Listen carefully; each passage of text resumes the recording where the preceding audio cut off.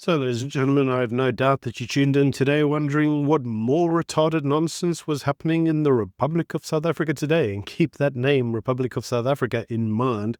We'll get on to that in the future part of the video. But before we get on to the main video, can I yet again remind you, if you haven't already, please subscribe to the channel. It really does help grow those numbers. So, ladies and gentlemen, let's start off with the first news story of today. And this is around the Reserve Bank nationalization, because the EFF's leader, Julius Malema, has pushed to nationalize the South African Reserve Bank, which is put back on the table. But this time, very curiously, the Treasury and the Finance Minister, Ngwana, has said he doesn't really want any of it. Says it's not really for him. Says that Malema's bill, which he first tabled in 2018 to nationalize the Reserve Bank, was aimed at making the South African state the sole shareholder, and that the board members would be able to be appointed by the finance minister.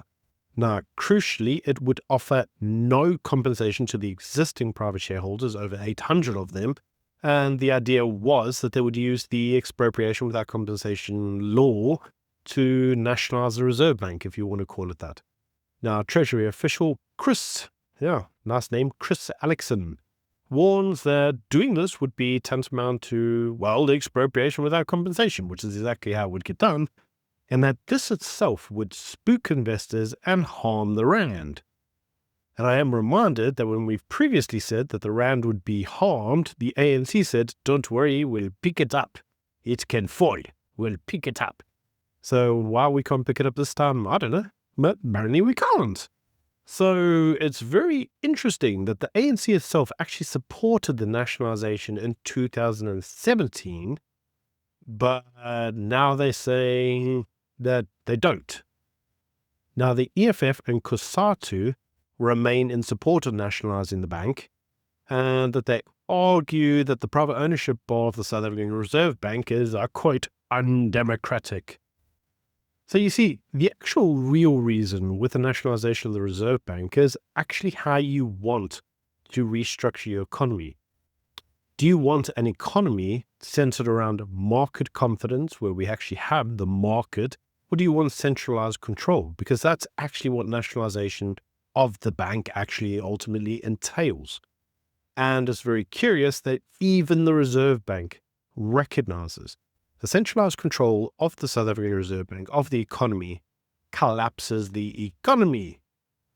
But in typical communist fashion, it's only the communists that actually support this. So it should come as no surprise that it's still an EFF and COSATU project, for want of a better word. Anyway, let's move swiftly on, and that's what's happening with the current DA and ANC coalition war. And, well, actually quite a bit, because you see, what's now happened is that the Human Settlements Minister is tabling a 33 billion budget vote, but the DA says that they cannot support it. Now, the actual Human Settlements Minister is currently accused of being involved with VBS bank looting, and allegedly earned 700,000 rand from an Eskom contractor linked to ghost workers. Now, the DA said that they would not support her budget, while she herself was still a corruption accused. It's important to understand why they're saying this. And they're saying, well, if the minister themselves is corrupt, then the budget that's been allocated to their department is likely to be looted. It's not a stupid argument. In any case, despite the uproar and the DA saying that they would not support the budget, kind of passed. It's passed because the DA don't have the numbers. And so ultimately the minister not going to step down from their job, because as you know, with ANC ministers, none of them actually have any real kind of integrity, so they're not going to step down or step aside even when they're corruption accused, even though that's actually an ANC policy to step aside anyway. In either case, the budget has been passed and most likely will be looted. Let's wait and see. Now, the DA have gone on next to actually attack their next pet project, which is the RAF. Not the Royal Air Force, but actually instead the Road Accident Fund. Now, the Road Accident Fund is currently under investigation by the SIU, the Auditor General and Parliament's own financial watchdog. Like that's some serious investigations. Now, the DA accuses the ANC and other parties of protecting corruption under the guise of transformation, with the whole point being that the road accident fund is somehow able to do transformation. I can't make it make sense either. In any case, the ANC has fired back, saying that the DA doesn't understand coalition politics, and we're acting out after losing Andrew Whitfield.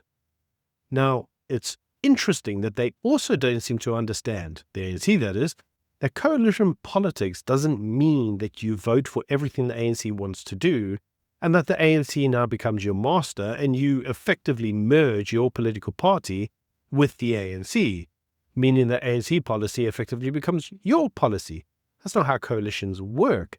Coalitions are compromise, but one of the things that we've noticed with the ANC is that the ANC itself is unable to compromise.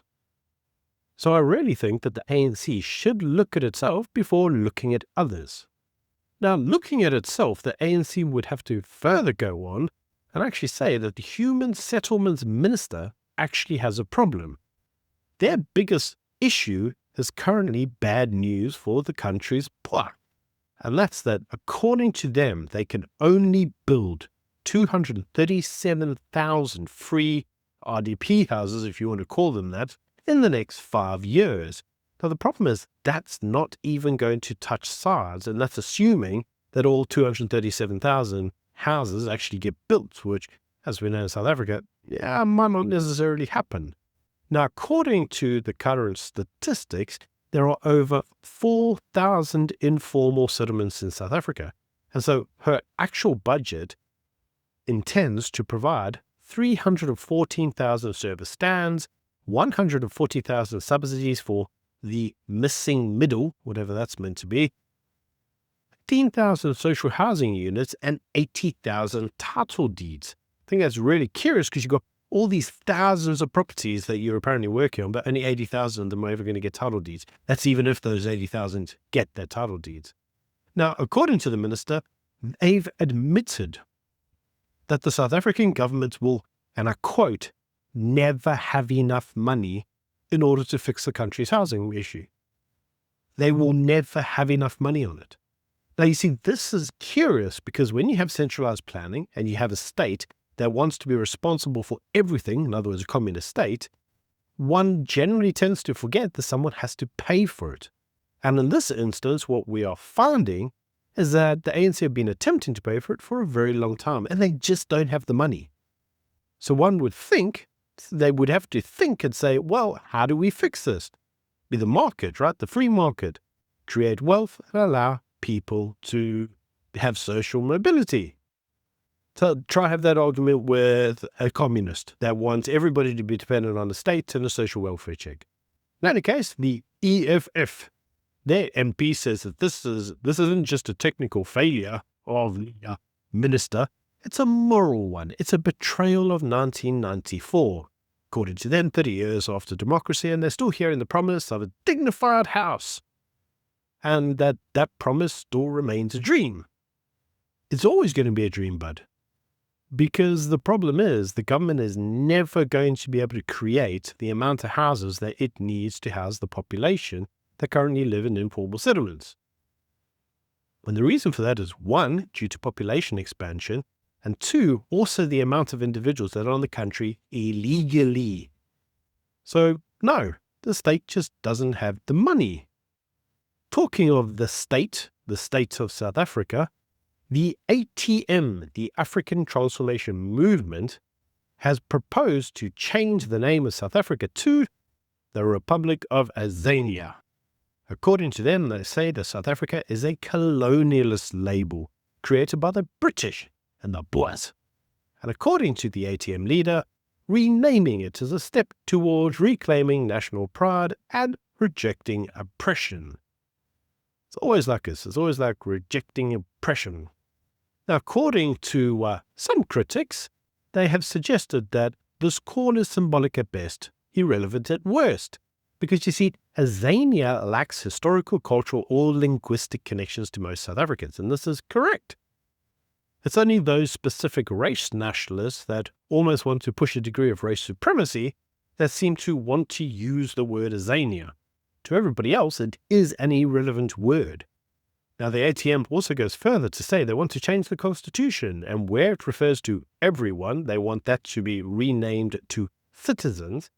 They want to ban land ownership by foreigners. They want to give parliament powers over the court. That's a real mistake. They want to expand land restitution to include pre-1913 disposition, even though no one could prove it.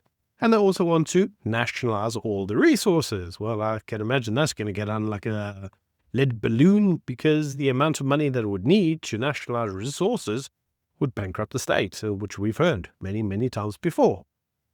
So some have argued that it's a bold and radical vision for South Africa, and others have just said that it's nothing more than a distraction from deeper issues, which no doubt you'll say. And I can imagine the comments in the comment section right now are going to be, don't we have better things to do? And the answer is, whenever the fate stales, we just rename it. I mean, we've seen this in how many municipalities? The municipality fails, so what's the correct way to deal with it? Just rename it. So, South Africa is currently a failed state. Why not just rename it? And on to a very final news story. It was actually a news story that I did find rather amusing, for all the wrong reasons, by the way. And that is the news story that the head of audits at Ekurhuleni was assassinated near his home. Now, the head of audits was actually employed only 3 months ago to do his job. And very curiously enough, he actually attempted to do his job in Ekurhuleni. That is, he attempted to go through all of the corrupt tenders, and then he was attempting to be a whistleblower to basically point out where there were all these fraudulent activities. And would you know, yeah, his car was riddled with bullet holes on the R23. So for once, Cicada was deployed and actually did his job. And as a result, 3 months in, he got killed. So yeah. Now, this individual had previously worked for the Auditor General for 15 years, showing you that the Auditor General is far safer than, well, Ekurhuleni. But what his actual death does do is show a pattern, and that is a pattern that is becoming increasingly complicated for South Africa. And that is the pattern of where a party is a whistleblower or a fraud investigator, you're either silent, inept, useless, or if you attempt to do your job, you will disappear. Now, some experts, I love the word experts, have suggested that this itself is a threat to democracy and will deter future whistleblowers.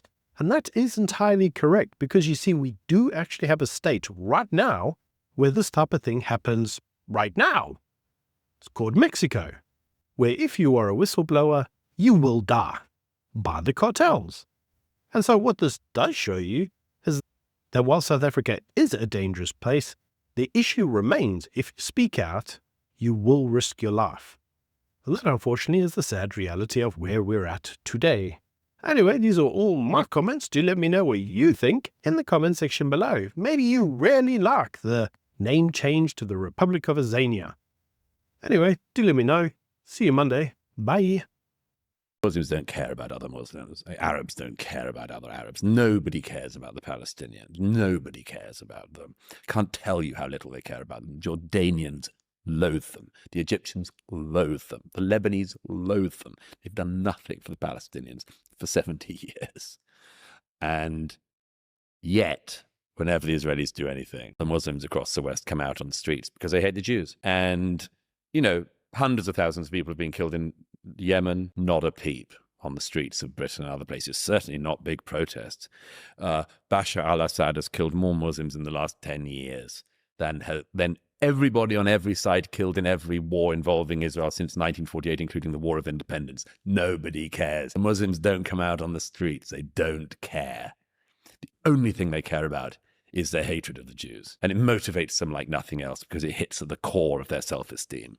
They can't bear it. And so that one is like very interesting to me. But there are these fellow travelers who go along with them who have downloaded, as I say, a sort of pathetic American interpretation of colonization, decolonization, racial justice, reproductive rights. Social justice warriors and white liberal saviors will save the day.